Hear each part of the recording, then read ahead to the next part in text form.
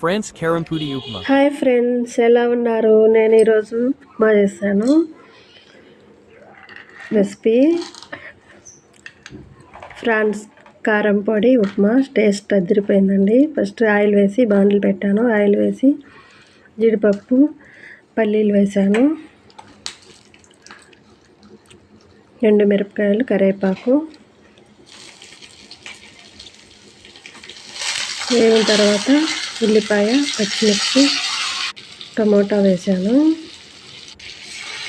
వేగిన తర్వాత సాల్ట్ వేసాను సరిపడంత. వేగిన తర్వాత వాటర్ పోసి కొంచెంసేపు మరగనివ్వాలి. గ్లాస్తో సగం గ్లాస్ ఉప్మా రవ్వ వేసాను. 2 గ్లాసులు వాటర్ వేసాను.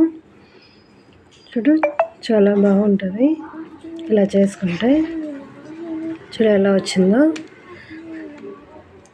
ఫ్రాన్స్ కారం పొడి ఉప్మా టేస్ట్ అదిరిపోయిందండి.